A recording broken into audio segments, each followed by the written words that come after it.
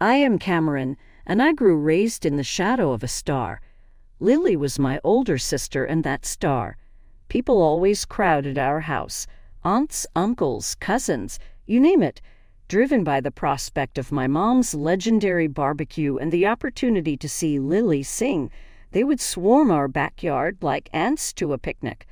With its well-maintaining grass and large oak tree serving as the ideal backdrop, our backyard felt like a theater. Dad would light the grill, the air smelling of charcoal and sizzling meat, while Mom ran about ensuring everyone had a drink in hand. Aunt Marge would yell, "Lily, sweetie," her voice piercing the hubbub, "why don't you offer us a small song?" And all eyes would turn to my sister exactly like that. Lily hopped onto a chair, her golden curls bouncing and a cheeky sparkle in her eye. She would sharply clear her throat then. Magic, her warbling, trying her best Celine Dion impression, would go on endlessly. Like they were at a genuine concert, the adults would go crazy clapping and cheering. Dad would often wipe a tear from his eye. Mom and Dad would radiate pride. I would be off to the side attempting to fit in with the shrubs. It's not that I wanted to participate. Every time I opened my mouth to sing, it sounded like a cat being strangled. Poetry as well. Ignored about it. The words would knot on my tongue, leaving me stammering and red-faced. My relatives had murmured to me that I was rather unlike my sister. It was not only the relatives. Mom and Dad made it quite clear whose family star was. I was left to my own devices while Lily was being driven from dance courses to singing lessons to art seminars. Not that I really thought about it. The dusty ancient books on our shelf gave me comfort.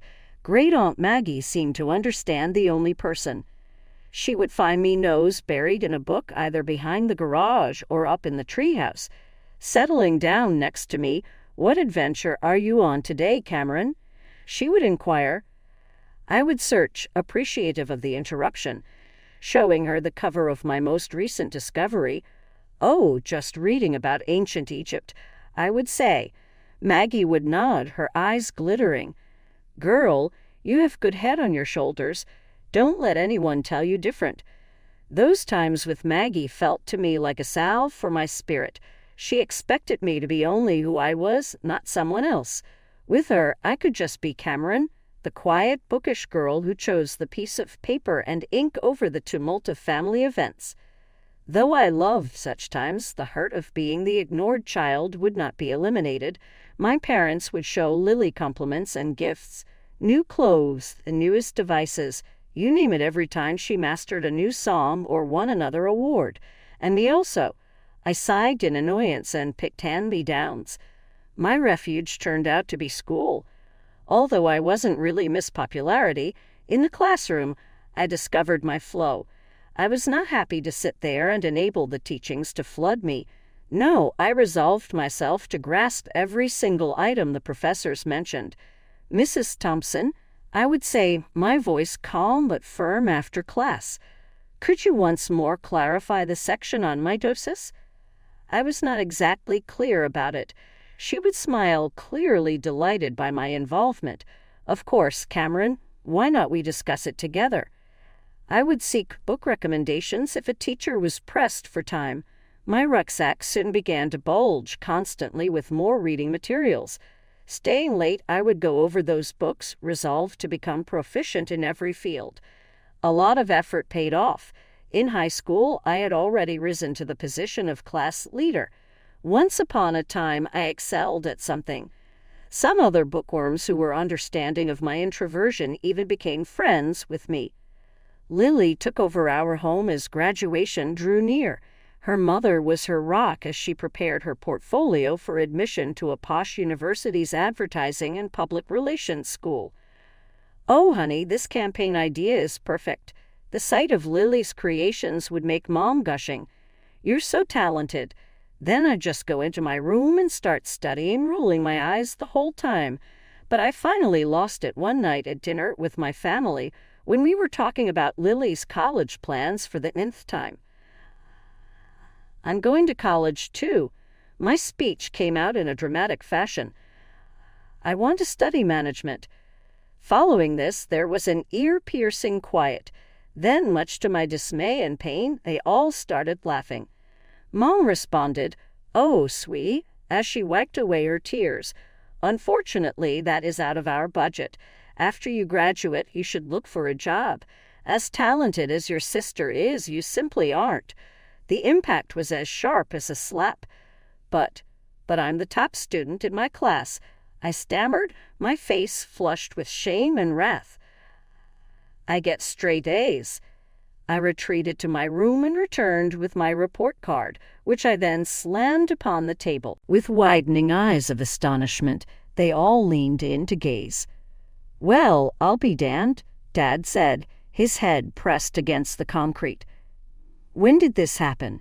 "It's been happening for years," I cried out. "Not that any of you ever noticed." Even Mom could muster up the grace to appear embarrassed. "Cameron, we had no idea."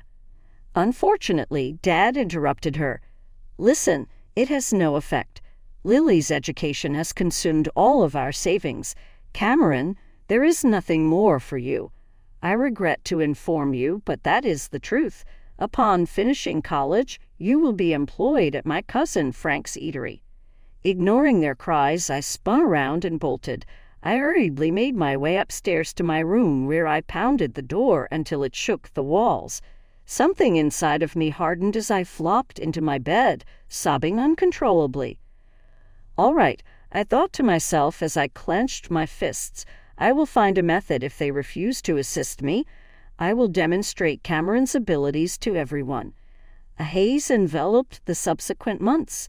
The emotional farewells and jubilant embraces of Lily's parents preceded her departure for college. As for me, I dove headfirst into my studies, recommitting myself to being the best student in my class. Great Aunt Maggie and I spent an increasing amount of time together during this period. When things were tough at home, I would go to her little, quaint abode to relax. As we sipped our tea in her sunny kitchen one day, she finally posed the question I'd been dreading. "So, Cameron," she asked me with a kind look, "what are your plans after graduation?" I fought back tears as I peered into my teacup. "Aunt Maggie, I can't say for sure. My parents are not going to help me pay for college. After paying for Lily's tuition, they claim there is no money left." Maggie paused for a second before reaching across the table to give me a squeeze. "My husband has some savings, Cameron. For your college fund, I would want to provide them to you. You're incredibly intelligent, and I will not squander your genius." I was swept up by the reality of what she said. The combination of her kindness and the instant understanding that my dreams weren't dead caused me to cry uncontrollably. As I threw myself into her, I cried out, "Thank you. Thank you so much, Aunt Maggie." Months passed quickly, and I found myself carrying my diploma across the stage at graduation. Aunt Maggie's grin spread throughout the room as I looked around the audience. My parents were also present, and they were both pleased and uneasy. Mom strolled in that night as I flipped through college brochures. "Cameron, honey," she uttered with a lovely, syrupy voice. "Frank, who is a cousin of your father's, called. You can work as a waitress at his restaurant, according to him. What a thrilling prospect." I inhaled deeply. "Mom, I really don't think I'll need that job. College is in my future." Frowning, Dad stepped out of the doorway. "And how exactly do you plan to pay for that?" "Aunt Maggie is helping me," I boasted. "She's giving me her savings for tuition." It was nearly humorous how the startled stillness that ensued was preserved. Then I couldn't believe it as Dad's cheeks flushed with wrath. A resounding, "Absolutely not," came from him. "Maggie ought to give Lily her leftover cash. After she graduates next year, she'll need a car for her advertising job." Hearing this made no sense to me. "Are you serious?" I had to spit. "This is my chance to get an education, to make something of myself." "Cameron, try not to be so egocentric," Mom said. "Your sister needs that money more than you do." "No," I expressed with a trembling yet determined voice. "I am paying for my own college expenses with this money." let the conversation end. Things at home became intolerable after that. Either my parents paid me no mind at all, or they would get furious with me over nothing. There was an oppressive air of anxiety. I contacted Aunt Maggie sobbing after a particularly heated dispute and spilled the beans. "My darling, get ready to go," she exclaimed without hesitating. "You're moving in with me." As I watched my childhood home recede from view in the rearview mirror, I loaded up a cab the following day and traveled away. A burden was lifted from my shoulders as I approached Aunt Maggie's house. Amidst all the madness that was my summer of getting ready, I found myself walking onto the State University campus in no time. My acceptance into the management program of my dreams was a result of both my excellent academic performance and Aunt Maggie's kind support. I felt very weightless on the first day of class. Couldn't help but think I made it as I sat there, taking it all in during my introduction to business lesson. I am truly present. Also, Lily's senior year at her posh university was about to begin. Since I moved out, neither she nor my parents had communicated with me much, but I did my best to ignore it. The thrill of college life and my newfound independence consumed me. Then Aunt Maggie gave me a call in the middle of the semester. She spoke with a hint of hesitation and added, "Cameron, my dear, I believe you should sit down for this." When she told me about the family drama that I had been unaware of, my pulse quickened. Lily apparently surprised everyone by unexpectedly showing up at home to announce that she had dropped out of college. And why is that? A baby was on the way. Aunt Maggie said that Lily had been carefree throughout. She had reassured him. "Oh, don't worry," as she tossed her hair. "This baby's dad has a lot of money. Soon we will be exchanging wedding vows." Nevertheless, the story had only begun. Her lover was uncommitted, contrary to Lily's expectations. After he found out she had an affair with his friend also, things started to go downhill. They were still in the dark about the father's identity. After that, Aunt Maggie heaved a heavy sigh. As I tried to take it all in, I sat there with my phone placed against my ear. I experienced a mixed feeling of contentment. The glowing youngster had tumbled from her perch. Nonetheless, my primary emotion was one of sadness for Lily and the predicament she had placed herself in. Throughout the subsequent months, the drama persisted. Even though I stopped going to family events, Aunt Maggie nevertheless kept me apprised of all the latest rumors. A genetic test taken at the time of Lily's delivery verified that her boyfriend was, in fact, the biological father. However, he only consented to pay child support. Lily had hoped for a fairy tale wedding. The last straw was when my sister Lily, in her desperation for employment, accepted a position as a server at my Uncle Frank's restaurant, the identical job my parents had attempted to force me to do. A tornado of feelings swept over me as I hung up the phone. A little selfish part of me wanted to brag and show my family how successful I was. A deep sense of appreciation for my current situation and the progress I had made was the predominant emotion. The 4 years passed by in a flurry of classwork, finals, and studying late into the night. My management degree, which I had worked so hard for, was in my hand as I walked across the stage at graduation. Looking around the audience, I noticed Aunt Maggie's teary eyes as she grinned at me. I was able to secure a position as manager at the city's most esteemed restaurant, the Gilded Fork, because of my excellent grades and the enthusiastic recommendations of my teachers. The pay was above my wildest expectations, and I experienced a sense of accomplishment I had never before felt. I had a clear plan once I got my first paycheck. For Aunt Maggie, I swung by the electronics store and picked out the newest model of smartphone. As soon as I gave it to her, her expression brightened. "Oh, Cameron," she exclaimed. Her breath caught as she turned the sleek device over in her hands. "This is too much?" With a smile on my face, I reached for my own phone. "Absolutely not. Allow me to demonstrate its usage to you now." In the weeks that followed, I educated Aunt Maggie on all things related to social networking. She adapted quickly, particularly to Facebook's video feature, which she found very useful.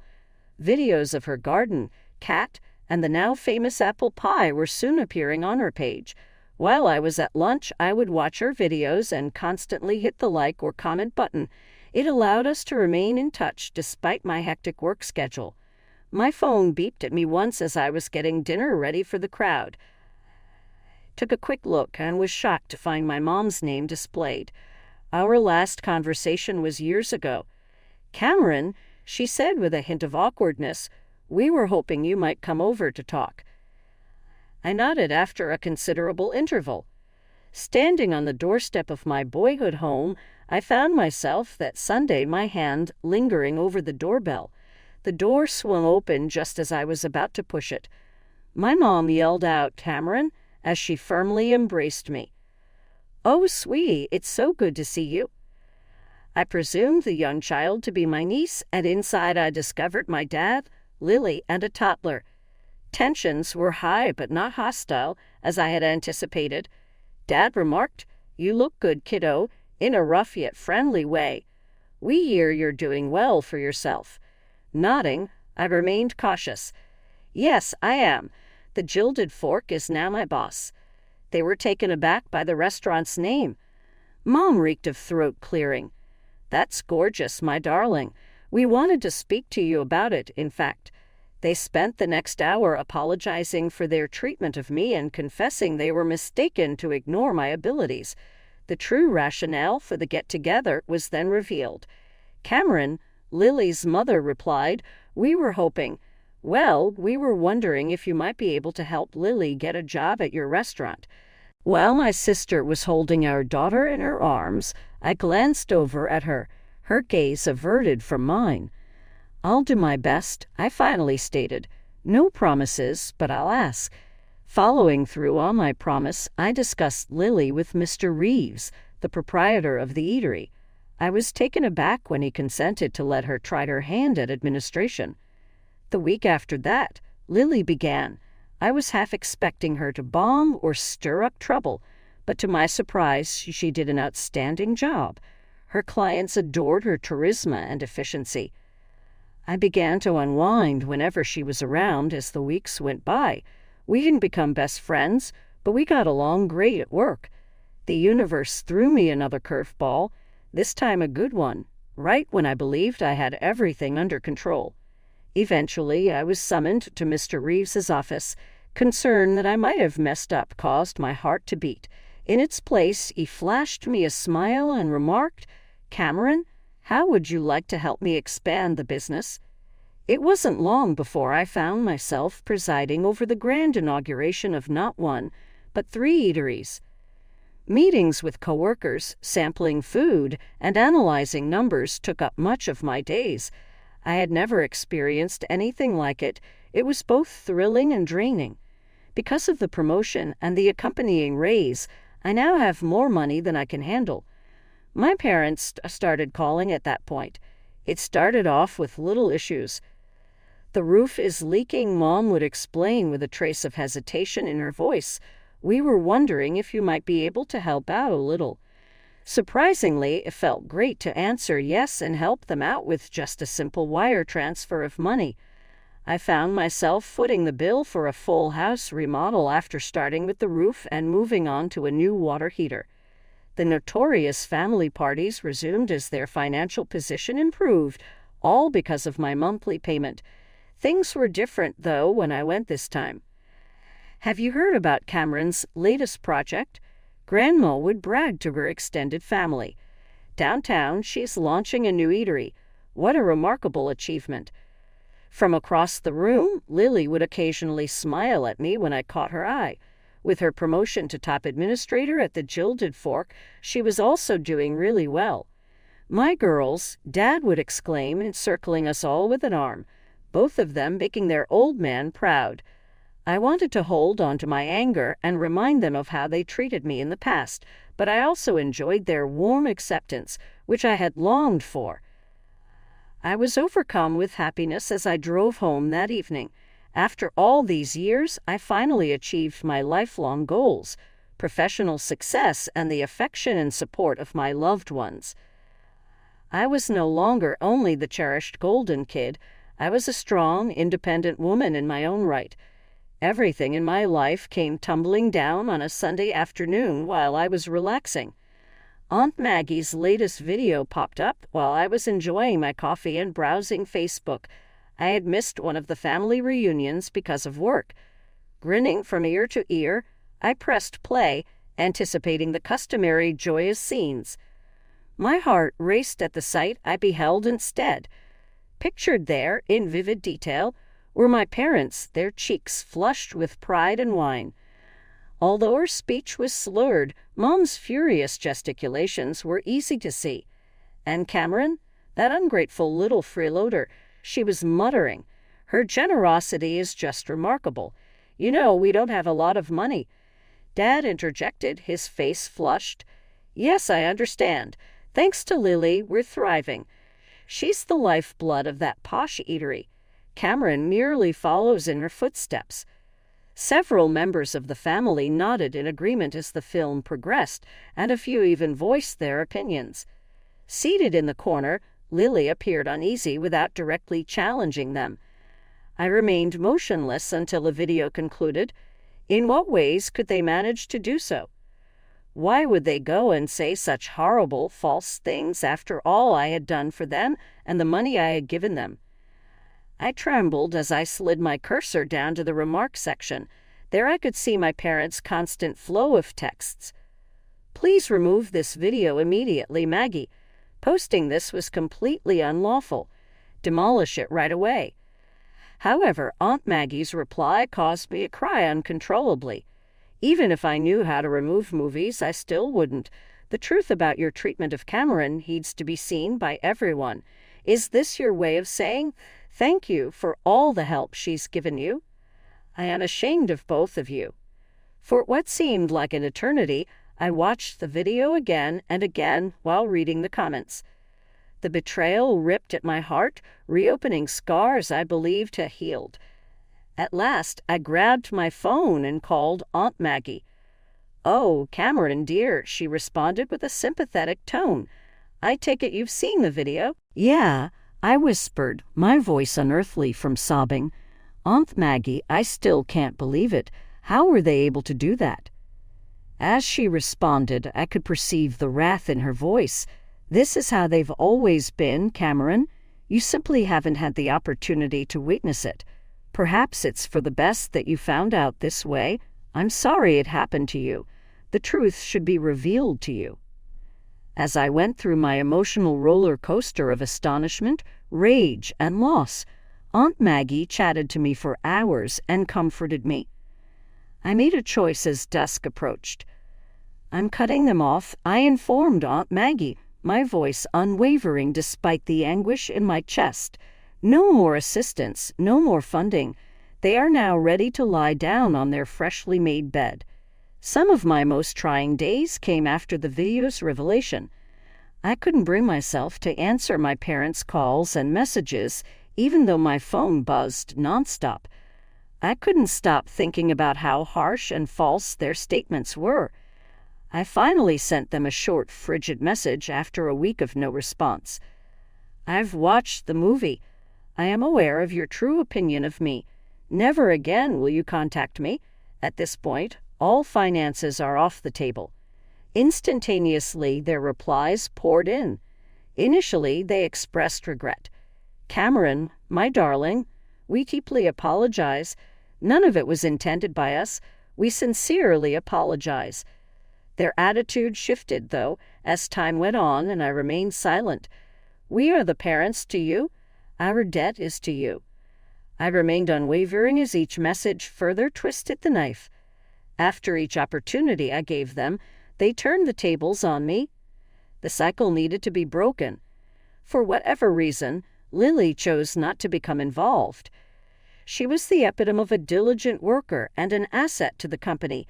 She didn't seem resentful toward us if she felt that we had taken advantage of our parents financially. We kept in touch in a friendly but distant way. "I'm not taking sides," she informed me the day following a staff meeting. "It's between you and them." Although I really hoped she would defend me, I nodded in appreciation of her objectivity. I got it. She was already worried about her own child. Over the course of several weeks and months, I came to rely significantly on Aunt Maggie. The most enjoyable part of my week started with our Sunday video chats.